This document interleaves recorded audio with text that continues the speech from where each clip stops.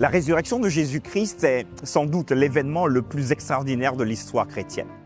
Mais alors que la croix occupe souvent le centre de nos réflexions, l'apôtre Paul affirme que sans la résurrection, la foi chrétienne elle-même perdrait tout son sens. La résurrection n'est pas seulement un événement du passé, elle est le fondement de l'espérance chrétienne et la garantie de la victoire sur la mort. Elle est également la promesse d'un avenir que rien sur cette planète ne peut offrir. Cela étant dit, si Christ n'était pas réellement ressuscité, que resterait-il de notre foi, de notre espérance et de notre salut? Si la résurrection est une réalité, quelles conséquences cela devrait-il avoir sur notre manière de vivre aujourd'hui? Ce sont les éléments que nous allons aborder avec nos invités. Bonne étude à tous.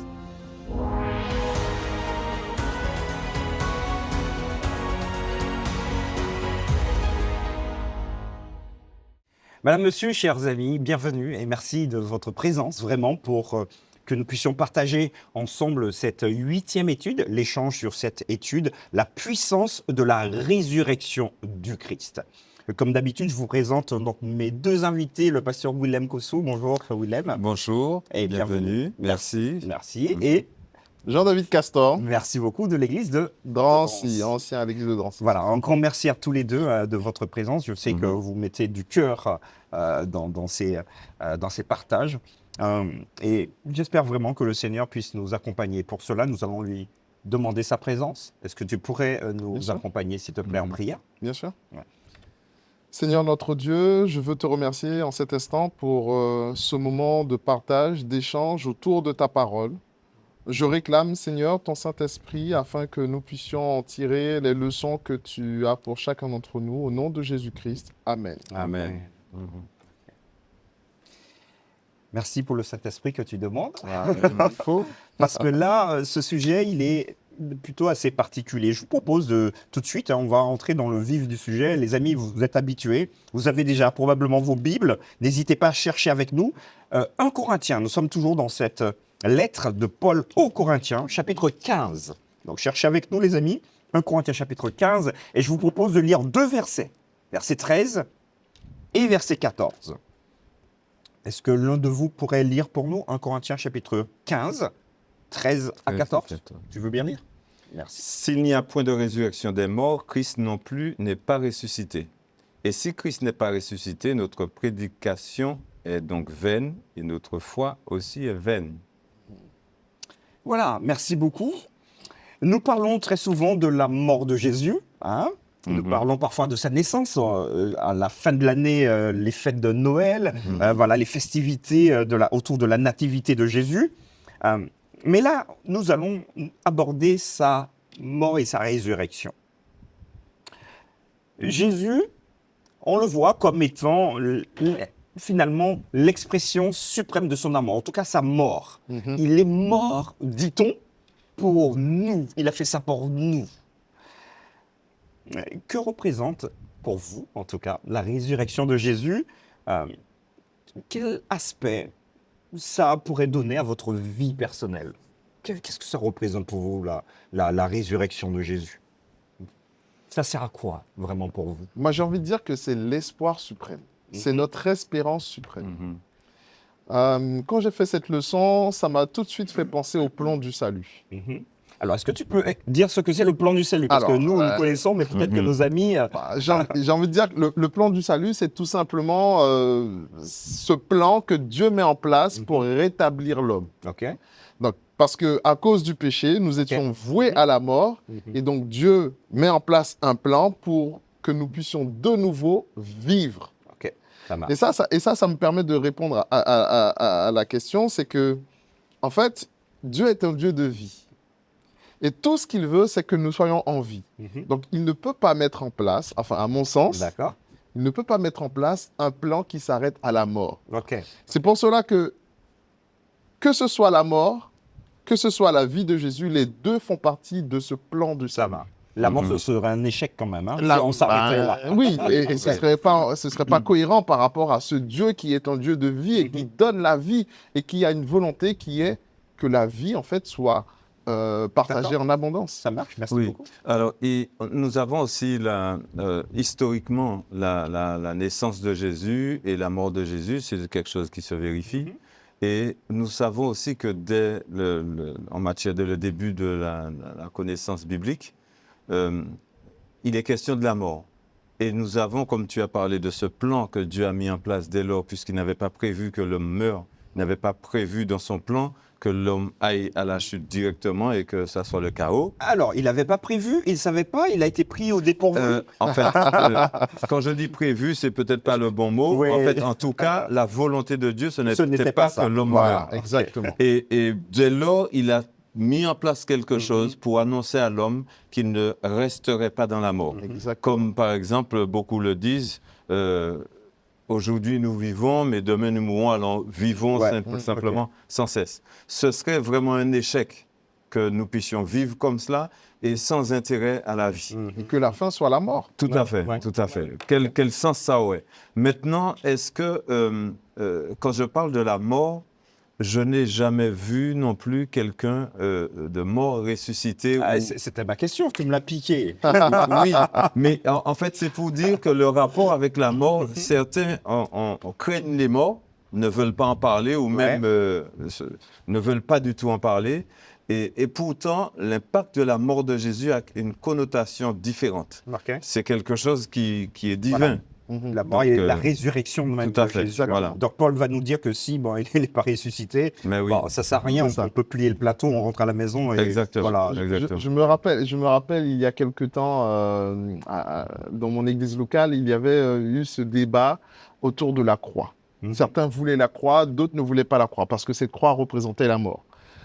Alors moi, j'ai pas d'avis forcément sur la question, mais Tu parles de la croix physique. la Une croix qui symbolise la mort du Christ. D'accord. Oui. Bon, en tout cas, la croix vide, parce que le Voilà, Christ n'est pas dessus. voilà, exactement. Mais Ok. c'est vrai que certaines personnes font le lien en disant mais la croix représente la mort et donc du coup ils étaient dérangés parce que en présentant la croix, eh bien on se focalisait uniquement sur la mort du Mhm. Christ.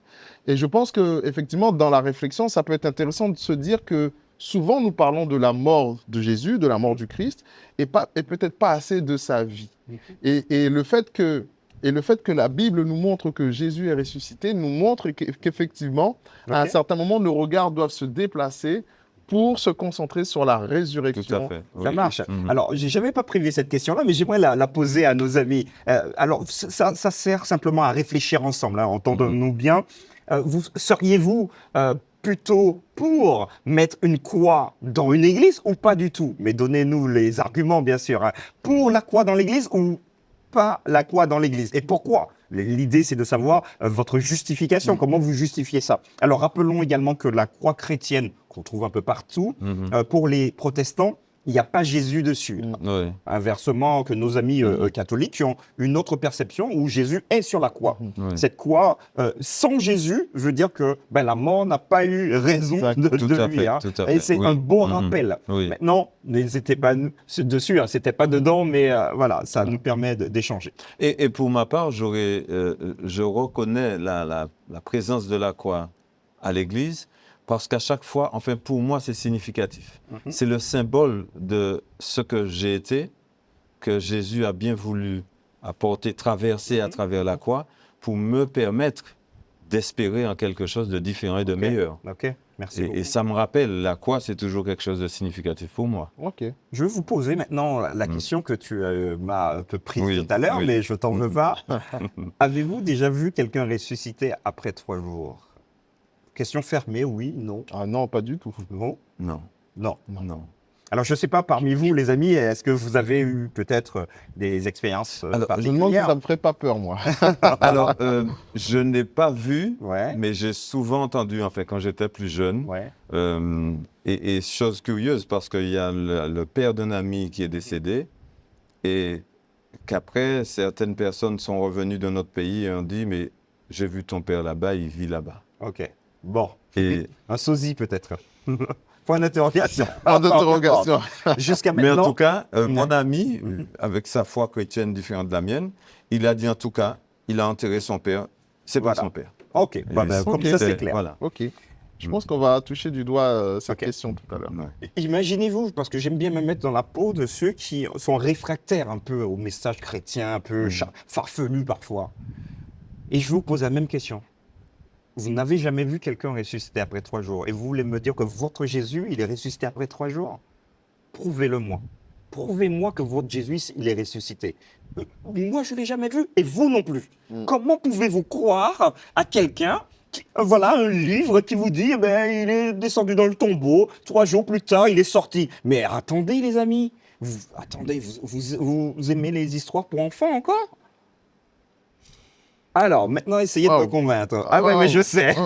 Je vous pousse dans les cordes. Ah oui, là. Alors, vous pouvez réfléchir. Hein. Ouais. Oui, alors, il y a quelque chose de beau que je trouve dans. Alors, j'ai pas pris le texte, ça me vient là comme ça. C'est la résurrection de Jésus, Mhm. enfin la fin de Matthieu, peut-être, dès les derniers chapitres de Matthieu, où Thomas ne croit pas Oui. à Jésus. Ah, ah. Il ne croit pas que c'est Jésus. On vient lui parler, les femmes viennent dire oui, il faut. Il dit non, s'il ne met pas son doigt. Ouais. Alors, le toucher que Jésus permet à Thomas de faire, pour moi, c'est ma conviction. Mhm. Si lui, à l'époque, après, il faut accepter le texte biblique. Ah, ok. Si lui, à l'époque, a su toucher, il a touché pour moi. D'accord. Et pour moi, je n'ai aucun problème avec ça. Ok. Que Jésus est bien ressuscité et qu'il est monté. Et surtout, qu'on l'ait vu monter au ciel Mhm. et disant, écoutez, je vais vous préparer une place, je reviendrai. Pour moi, c'est... Donc, tu mets c'est en tout bon. action ta foi ici. Tout à hein, fait. ça marche. Voilà. Tu n'as pas vu, mais tu y crois. Alors, à travers la foi dans Ah, l'autre. c'est ce que Ok. j'allais dire, c'est qu'il y a deux notions. Il y a cette notion de foi. Hein, dans Hébreu, on a cette définition. Hein, Hébreux dans chapitre Hébreu, 11. verset Oui. 1, or la foi est une ferme assurance des choses qu'on espère, une démonstration de celles qu'on ne voit pas. Oui. Donc il y a déjà cet aspect de foi qui rentre en ligne de compte. Et je pense que cette notion de foi, elle est indispensable vraiment pour croire dans tout ce que l'Évangile nous annonce. Ouais. Donc ça, c'est une première chose. Et puis, il y a quand même aussi cette notion de, comme tu disais tout à l'heure, les textes qui nous sont rapportés. Mhm. C'est qu'aujourd'hui, grâce à Dieu, on a des textes qui sont écrits par des personnes qui ont vu Jésus, Ouais. qui ont vécu avec lui. Et dans ce sens-là, je pense qu'on peut aussi placer notre confiance, Oui. en fait, Ouais. en ces personnes-là. Mhm. Ok. Même si je préfère l'idée de la foi. Oui. Ça marche. Ok. Je préfère l'idée de la foi, Ouais. parce que voilà, tout le monde peut se tromper. Mais maintenant, voilà, Dieu a fait en sorte que il se révèle, que ce soit à travers la nature. Donc, pour dire qu'en fait, notre foi, même si elle est une démonstration des choses qu'on ne voit pas, il y a quand même des choses tangibles Mhm. qui nous montrent l'existence de Dieu et par extension, qu'il a aussi la puissance et Mhm. le pouvoir de ressusciter le Christ. Ça marche, merci beaucoup. Alors, chers amis, vous qui nous écoutez, si l'un de vos voisins vous demandait, prouve-moi que ton Jésus est ressuscité, comment pourriez-vous faire pour lui donner des pistes? N'hésitez pas à partager avec nous dans les commentaires. Et Oui. je veux souligner aussi qu'il y a des textes écrits, puisque nous savons que à la résurrection de Jésus, même des soldats qui n'y croyaient pas, en fait, après, même si on a voulu les faire taire, mais ils ont noté que, effectivement, c'était impressionnant ce qu'ils ont vécu. Ok. Voilà. 2000 ans après, on peut au moins s'entendre sur ça. Nous mettons notre confiance dans les Écritures, la foi. Exactement. Ça marche au Tout à travers de... Oui. Mhm. Regarde avec moi rapidement 1 Corinthiens chapitre 15, verset 20. On reste toujours dans cette lettre. 1 Corinthiens chapitre 15, et je lirai au verset 20. Mhm. Mais maintenant, Christ est ressuscité des morts. Mhm. Il est les prémices de ceux qui sont morts. Voilà un texte, il me semble, qui peut être casse-tête. D'abord, Christ est les prémices. Donc d'abord, il est tout seul, mais en même temps, on dit qu'il est pluriel. Les prémices, c'est en général tout ce qui vient avant, en premier. Mhm. Ouais. Et les amis, vous avez lu aussi la Bible comme moi. Lazare a été ressuscité. D'ailleurs, c'est Jésus qui l'a ressuscité. Jésus n'était même pas encore ressuscité. Alors, est-ce que par hasard, la Bible se serait trompée? Et qu'est-ce que ça signifie finalement les prémices de ceux qui sont morts? Qu'est-ce que vous pouvez dire aux amis qui vous regardent pour dire on attend de voir ce qu'ils vont dire sur cette question? J'attends de voir ce Voilà. que Willem va dire. Alors, oui, c'est beau parce que quand Jésus vient sur terre, il vient d'une une autre façon que nous. Mhm. Moi, je suis issu du papa et maman, Oui. mais Jésus, non. Ouais. Donc Jésus est déjà d'une autre nature, différente. Il arrive différemment que nous. Et quand Jésus va mourir et ressusciter, Jésus est le prémisse dans le sens qu'il est le tout premier du fruit d'une espèce qui ne... Il est le premier. Ça n'existe pas. Un être divin et humain qui naît pour une génération qui va naître à travers, enfin Paul l'explique dans 1 Thessaloniciens quand il vit, que nous allons être tous transformés et monter, et nous allons devenir des êtres différents de ce que nous sommes. Nous ne serons plus des êtres pétris du péché, qui avons la racine du péché. Et dans ce sens que je comprends pour moi, et ça me fait du bien de savoir que Jésus a transcendé l'être humain pour devenir quelque chose qui est, enfin, D'accord. qu'on n'espérait pas, qui est devenu une autre nature et qui va nous permettre de rejoindre cette nature que nous avions, hélas, perdue. Ok. Alors moi, je le comprends avec deux notions. C'est vrai que quand on parle donc de prémices, on a cette notion de temps. Mais il y a aussi cette notion de meilleur. Ok. Quand on donnait, par exemple, les prémices de ces récoltes, etc., il y avait aussi cette notion de donner le meilleur des fruits, Absolument. en fait. Et je pense que ce terme-là veut mettre en évidence cette qualité. Et pas la chronologie. Exactement, pas la chronologie. Donc, première chose. Et la deuxième notion, pour moi, c'est origine. Origine dans le sens où cette notion de résurrection vient de Christ. C'est lui qui l'initie, c'est lui qui la rend possible. Et d'ailleurs, tu l'as dit tout à l'heure. Qui est-ce qui a ressuscité Lazare? C'est Jésus qui l'a ressuscité. Donc la résurrection de Lazare se fait au nom de Jésus. Donc Jésus est à l'origine de cette notion de résurrection. Et si on fait toujours ce parallèle ou cette continuité avec le plan du salut, eh bien on comprend. Jésus, dans son plan du salut, il est à l'origine de la résurrection de tous ceux qui vont mourir, en tout cas en lui. Ok. On est bon. On est bon. C'est important de noter ça parce que parfois, Paul utilise des expressions, des notions qui nous échappent et on n'arrive pas forcément à tout comprendre. Là, bien sûr, je me suis mis dans quelqu'un qui est un peu réfractaire au texte. C'est vrai qu'on dit les prémices et puis finalement, on a des exemples d'hommes qui ont ressuscité avant Jésus. On dit, mais prémices de quoi? Peut-être que Paul s'est trompé. Donc, c'est assez intéressant de faire la lumière. La qualité. Ce que nous serons. Waouh, je ne sais pas. Et d'ailleurs, je vais peut-être vous poser la question. Est-ce que vous vous êtes déjà imaginé comment vous serez lors de la résurrection? Et je vous pose, les amis, la même question. Avez-vous déjà pensé, imaginé ce que vous pourriez être lors de la résurrection? Nous y croyons par la foi. Alors, vous sur le plateau. Moi, en tout cas, non, j'y pense, mais je ne peux pas aller au-delà de mon imagination. Néanmoins, il y a une chose dont je suis sûr. En fait, je ressens toujours, je sais que je saurai toujours l'essence de Willem, pas quelqu'un d'autre. C'est-à-dire, oui, explique-nous. Parfois, je rêve que je suis dans l'espace et je rencontre Dieu et je fais des choses. Mais je ne me vois pas pour savoir quel corps j'ai, mais en tout cas, je sais que c'est moi parce que je suis conscient que c'est moi. Quelque part, je ne vais pas en parler, mais maintenant, je le dis puisque la leçon le dit tout à l'heure, c'est exactement quand on met une graine en terre, puisque je suis agriculteur, on espère toujours retrouver le fruit qu'on a planté. Mais ce n'est jamais le même fruit qui sort, qui grandit, parce qu'il y a quelque chose de différent. Il y a toujours cette consistance du fruit, mais ce n'est pas le fruit qu'on a planté qui grandit. Donc, il y aura quelque chose de meilleur que Willem. Alors, quand tu vas rencontrer ce Willem-là, je pense que tu seras émerveillé de le rencontrer. D'accord, moi, je me dis simplement que j'aurai plus de lunettes. Voilà, par exemple. Oui, aussi. J'avoue ne m'être jamais posé la question, mais je pense que l'apôtre Paul met beaucoup en évidence cette idée d'incorruptibilité. Et moi, je trouve ça déjà très rassurant, finalement, de me dire que, finalement, cette nature de péché qui nous fait tant souffrir aujourd'hui si-bas, en tout cas, on en sera débarrassé. Alors, je ne sais pas si c'est le fait de mûrir qui fait que j'y pense, mais en général, c'est vrai que je me dis, il y a des faiblesses que petit à petit, on se rend compte que quand j'étais plus vieux, je me dis, ah ouais, quand je serai là-haut, ça sera fini. Ouais, ça, je suis sûr que ça sera fini. Tu peux t'apporter 3 packs d'eau maintenant, c'est fini. Hein, Bon, c'est ça arrête, maintenant. D'accord. Rappelons-nous, et d'ailleurs Paul va le dire, et si vous voulez prendre avec nous 1 Corinthiens chapitre 15, versets 42 à 45. Alors pour répondre à la question que moi-même j'ai posée, moi je me dis toujours que ce sont des choses qui ne sont jamais montées à l'esprit, voilà, à l'esprit de l'homme que Dieu a préparé pour nous. On sera... parce que c'est la foi qui nous pousse. On sera émerveillés. On sera vraiment émerveillés.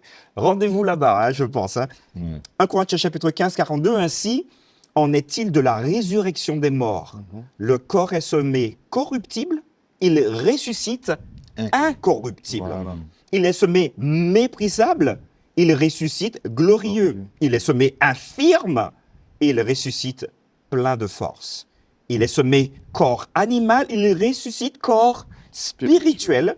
S'il y a un corps animal, il y a aussi un corps spirituel. Voilà, dans la démonstration de Paul, on sent bien, hein, et je m'avance un peu quand on a vu Jésus. Jésus, tu as parlé tout à l'heure, Thomas l'a touché, et il avait la capacité de traverser les murs. Comment est-ce possible? C'est ça. Bon. C'est ça. C'est quelque chose qui nous dépasse. En tout cas, on sait que Dieu nous réserve quelque chose de vraiment magnifique. Ouais. La prochaine étape que j'aimerais aborder avec vous, c'est de savoir en quoi la foi en la résurrection, parce que vous m'avez dit que tous les deux vous y croyez, moi j'y crois aussi, nous y croyons tous. Comment cette foi influence-t-elle notre vie quotidienne maintenant, pour être pratique? Donc là, on fait beaucoup de théories, on se projette, mais aujourd'hui, comment peut-on voir au travers de mes actions, de mes comportements, cette résurrection et cette confiance en la résurrection? Vous avez la parole. Ouais. C'est quelque chose qui me tracasse toujours.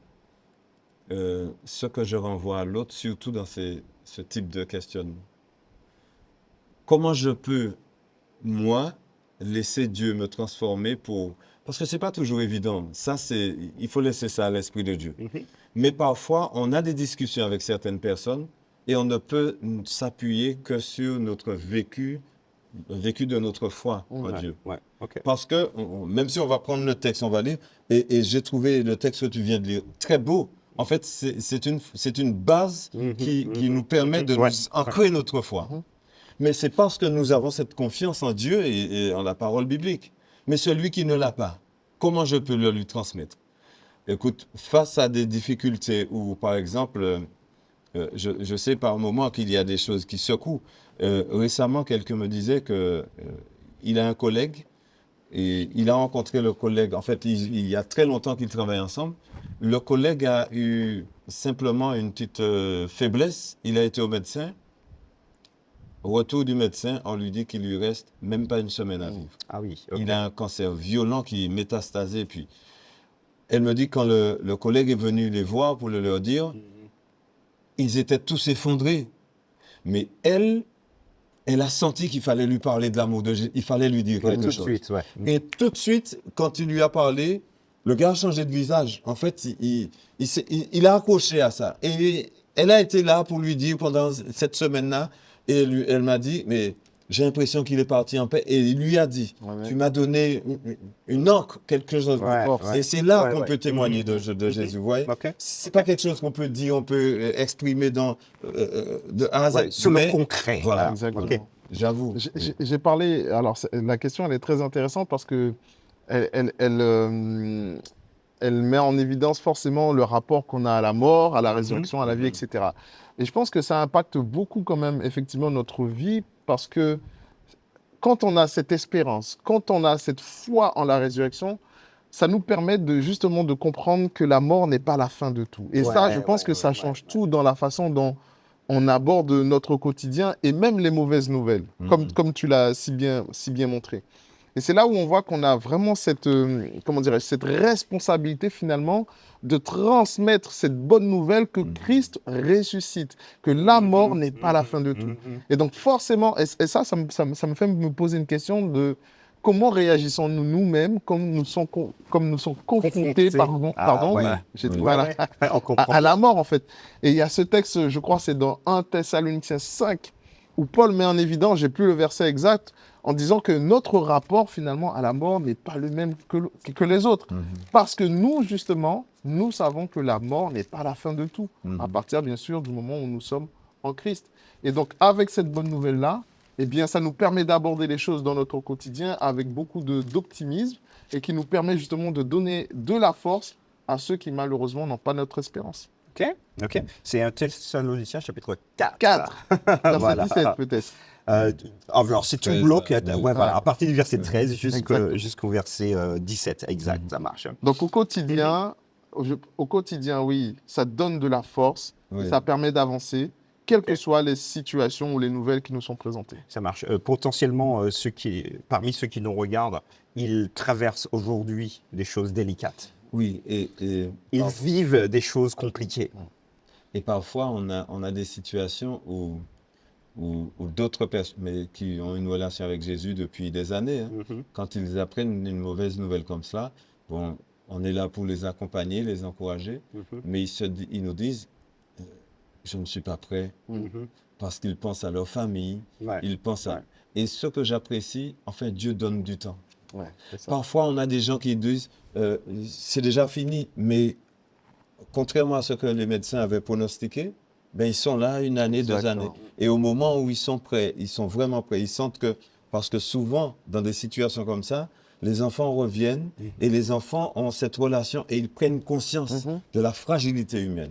Et c'est là qu'ils reviennent à Jésus. Alors, et ça, c'est des choses formidables. mais, juste pour dire, je l'ai dit très facilement tout à l'heure, hein, mais je suis conscient, et moi le premier, qu'effectivement, dans ces situations où la vie est en jeu, où on est sur la fin, que c'est très difficile à vivre. Hein. Ça, c'est, enfin, je veux dire, même le Christ, quand il apprend la mort de Lazare, par exemple, le texte nous dit qu'il pleura, donc ça le touche. Et en même temps, c'est dans Jean 11 qu'on pourra retrouver ce texte-là. En même temps, Jésus, quand il apprend l'état de Lazare, il dit mais que cette maladie est pour la gloire de Dieu. Amen. Vous voyez ce que je veux dire? Donc ça veut dire que nous-mêmes aussi, nous sommes comme Jésus confrontés à ces situations-là. Nous avons de quoi être tristes, mais nous avons aussi de quoi avancer, continuer et garder notre foi en Dieu. Ok, Oui. merci beaucoup. Amen. J'aimerais maintenant vous poser cette dernière question, alors que forcément cette étude va nous faire réfléchir à la résurrection pour ceux qui vivent des choses horribles. Alors que vous connaissez peut-être cette chanson « Nous irons tous au paradis ». Que tu sois blanc, orange, vert, jaune, bon c'est moi qui en rajoute. Oui, Nous oui. irons tous au paradis, donc ne vous inquiétez pas, tout ira bien, nous serons au paradis. Qu'en pensez-vous? Est-ce que le paradis est conditionné ou pas? Qu'en pensez-vous là, comme ça? J'aimerais dire que, en fait, c'est le projet de Dieu. Ça paraît curieux, mais Dieu souhaite sauver le monde entier, tout le monde. Et si ça dépendait de Dieu, Dieu sauverait tout le monde. Parce que Dieu est amour et il voudrait nous transformer. Néanmoins, il y a la réalité de ceux qui préfèrent rester dans leur situation plutôt que de saisir l'opportunité que Dieu tend pour sauver. Il y a forcément la méconnaissance ou la connaissance étriquée de celui qui a fait ce chant, pensant que, allez, Dieu n'est pas méchant, Dieu accepte tout, peu importe les situations, je serai au paradis. Néanmoins, il n'y a qu'une seule personne qui donne accès au paradis, c'est Jésus. Ok. Et il faut accepter les conditions que Jésus met pour y aller, pour Pour y y aller. rentrer, C'est ça. pour Ah oui. y intégrer. Moi, C'est ça. je vous avoue, j'ai déjà eu cette réflexion et ce souhait, en fait, qu'on aille tous au paradis. Parce que je crois que l'autre chemin est terrible. Mais Dieu est un Dieu de justice. Et donc, même si c'est un souhait de ma part, mais je prends conscience aussi que la vérité de l'Évangile nous montre que ce n'est que ceux qui sont en Jésus. Et d'ailleurs, je prends le texte finalement que j'ai touché du doigt tout à l'heure, qui se trouve dans Jean 11 au verset 25. Jean 11 au verset 25, c'est Jésus qui parle et il dit « Je suis la résurrection et la vie. Celui qui croit en moi vivra quand même il serait mort. Et au verset 26, et quiconque vit et croit en moi Mhm. Ne mourra ne jamais. mourra jamais. Ouais. Amen. Et le en moi, il est très important. Ouais. Mhm. Ok. Une belle perspective, en tout cas, de Jean, l'un des disciples de Jésus, qu'il a connu, Ouais. hein, qui a vécu avec lui, Mhm. qui a pu apprécier également ses paroles, ses enseignements, et qui nous retranscrit ici dans son évangile. Alors, voilà. Témoin vivant Oui. et en vue, accompagné. Alors, Mhm. c'est sûr que c'est une étude pas simple, la résurrection. On n'aime pas parler des choses un peu négatives, mais au travers de la mort et donc de la résurrection, nous voyons une perspective, euh, une belle perspective. Exactement. Est-ce que vous auriez un dernier mot à dire à nos amis, ceux qui peut-être doutent de cette résurrection, ceux qui vivent peut-être des moments difficiles, parce que c'est bien beau, on est sur un plateau, Ouais. voilà, on est bien, et puis ils nous regardent, et ah, si vous saviez ce que je vis. Est-ce que vous auriez un mot à leur dire, et ensuite nous ferons également une prière avec nos amis. Ok. Juste quelques secondes chacun. Alors, il y a quelque chose qui me touche toujours quand je suis devant le fait accompli, quand certaines personnes refusent de croire, ou n'ont pas les éléments, ou n'ont pas eu suffisamment d'arguments pour y adhérer. Je me suis toujours dit, pour moi-même, et si c'était vrai? D'accord. En fait, dès lors que je me dis cela, ça veut dire que quelque part, si je vois la réalité de la mort, puisque je Ouais, ok. connais, Donc ça c'est fait. c'est fait. Ouais. Mais si l'opportunité de vivre quelque chose d'extraordinaire était réelle, Mhm. qu'est-ce qui m'empêche de tendre à cela Ok. et de tester? Ok, ça marche.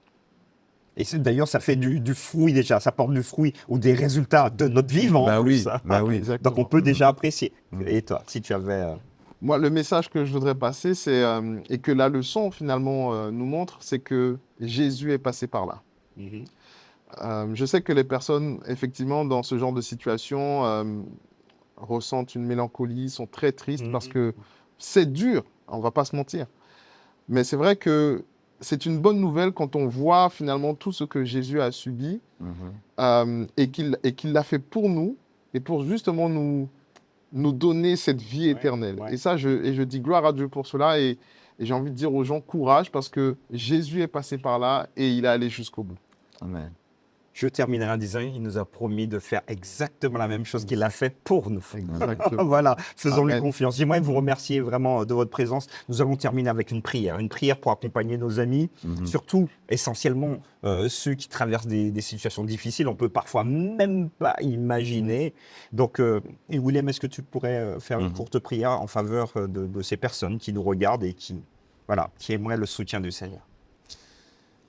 Notre Dieu, notre Père, nous sommes conscients en cet instant que ta parole continue à travailler les cœurs et certaines personnes, à l'instant, sont conscientes du danger qu'ils sont en train de subir et voudraient tenter l'expérience de te faire confiance et de projeter leur avenir pour l'éternité. Alors nous t'en prions au nom de Jésus. Scelle leur intention à cet instant par ton Esprit Saint.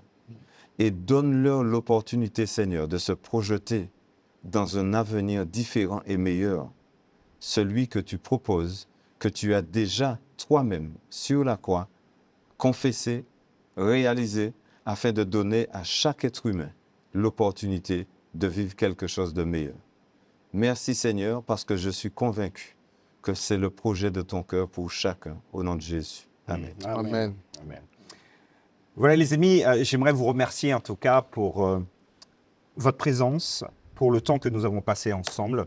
Je vous donne rendez-vous à la semaine prochaine, nous aurons une nouvelle étude. Que le Seigneur d'ici là vous garde, prenez bien soin de vous et un grand merci à vous d'avoir partagé ce Merci sujet Jean-Daniel Merci. d'avoir relevé le un défi. peu délicat. Jean-David, je crois. Jean-David. Pas de souci. Merci beaucoup, à bientôt. Je l'ai rebaptisé.